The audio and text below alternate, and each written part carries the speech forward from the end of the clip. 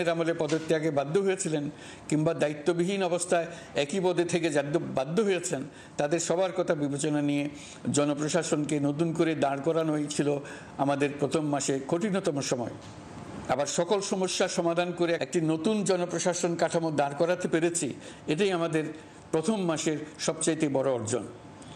আমার বিশ্বাস এই জনপ্রশাসন জনগণের ইচ্ছা পূরণে সর্বোচ্চ অবদান রাখতে পারবে। অতি স্বল্প জনবল নিয়ে দাপ্তরিক কার্যক্রম শুরু করা হলেও প্রথম দিকে বিভিন্ন মন্ত্রণালয় ও বিভাগ থেকে পাঠানো বিবিধ প্রস্তাব দ্রুত গতিতে এবং আইনগত সমস্ত বাধ্যবাধকতা মেনে সিদ্ধান্ত নেওয়া হয়েছে। গত এক মাসে বিভিন্ন মন্ত্রণালয় ও বিভাগ 198টি অতি গুরুত্বপূর্ণ বিষয়ে সিদ্ধান্ত নিয়েছে। জনপ্রশাসনের 135 জন অতিরিক্ত সচিব, 227 জন যুগ্ম সচিব এবং 120 জন উপসচিবকে পদোন্নতি প্রদান করা হয়েছে। 59টি জেলা প্রশাসককে প্রত্যাহার করা হয়েছে এবং নতুন 59 জন জেলা প্রশাসককে নিয়োগ দেওয়া হয়েছে। 67 জন কর্মকর্তার চুক্তিভিত্তিক নিয়োগ বাতিল করা হয়েছে। 10 জন যুগ্ম সচিব, 8 জন অতিরিক্ত সচিব, 6 জন সচিবকে ওএসডি করা হয়েছে। বাংলাদেশ পুলিশের 80 জন ডিআইজি, 30 জন পুলিশ সুপার সহ 110 জনকে পদোন্নতি প্রদান করা হয়েছে।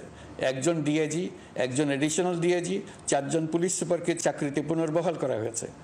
আইজিপি সহ 10 জন অতিরিক্ত আইজি, 88 জন ডিআইজি, 21 জন এডিশনাল ডিআইজি, 177 জন পুলিশ সুপার সহ মোট 297 জন কর্মকর্তাকে বদলি করা হয়েছে।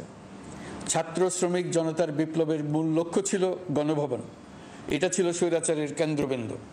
এই সরকার বিপ্লবের প্রতি সম্মান দেখিয়ে গণভবনকে বিপ্লবের জাদুঘর হিসেবে ঘোষণা দিয়েছে। ছাত্র জনতার ক্ষোভকে স্থায়ীভাবে তুলে ধরার জন্য গণভবনের আর কোনো সংস্কার করা হবে না। ছাত্র জনতার ক্ষোভের মুখে তা যে অবস্থায় দাঁড়িয়েছিল সেই অবস্থায় তাকে রাখা হবে।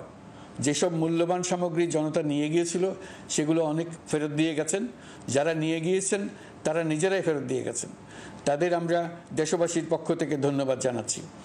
আরও কিছু জিনিস পাওয়া যায়নি, যারা নিয়ে গেছেন তাদের কাছে আমাদের অনুরোধ থাকবে তারা যেন এইসব সামগ্রী ফেরত দিয়ে যান। আমরা উল্লেখ করব এইসব বিক্ষুব্ধ জনতা নিয়ে গিয়েছিল, কিন্তু বিজয়ের পর তারা আবার জাদুঘরের প্রতি সম্মান দেখিয়ে এগুলো ফেরত দিয়ে গিয়েছেন। আমরা নতুন বাংলাদেশকে একটা পরিবেশ বান্ধব এবং জীববৈচিত্র্যময় দেশ হিসেবে গড়ে তোলার উদ্যোগ নিয়েছি। এটি তরুণদের আকাঙ্ক্ষা, আমাদের সবারই আকাঙ্ক্ষা। সেই লক্ষ্যে আমি প্রথমেই একটি ক্ষুদ্র পদক্ষেপ নিয়েছি। আমার বাসভবন এবং সমগ্র সচিবালয়ে প্লাস্টিকের পানির বোতল ব্যবহার নিষিদ্ধ করেছে। ইতিমধ্যে সুপার শপগুলোতে পলিথিনের শপিং ব্যাগ ব্যবহার বন্ধ করার উদ্যোগ নেওয়া হয়েছে। গত কয়েক দশকে যে পরিমাণ নদী দূষণ হয়েছে আমরা তা বন্ধ করার উদ্যোগ নিয়েছি। আমরা সংস্কার চাই, আমাদের একান্ত অনুরোধ। আমাদের উপর যে সংস্কারের গুরু দায়িত্ব দিয়েছেন সেই দায়িত্ব দিয়ে আপনারা দর্শকের গ্যালারিতে চলে যাবেন না, আপনারা আমাদের সঙ্গে থাকুন। আমরা একসঙ্গে সংস্কার করব, এটা আমাদের সবার দায়িত্ব। আপনারা নিজ নিজ জগতে সংস্কার আনুন। একটা জাতির সংস্কার শুধু সরকারের সংস্কার হলে হয় না। আপনি ব্যবসায়ী হলে আপনার ব্যবসায় সংস্কার আনুন। ব্যবসায়ী গোষ্ঠীরা তাদের নিজ নিজ সমিতির মাধ্যমে সংস্কার আনুন। সমিতিতে সংস্কার আনুন, নতুন করে সমিতি গঠনতন্ত্র সংশোধন করুন। আপনি শ্রমিক হলে আপনার ক্ষেত্রে আপনি সংস্কার করুন।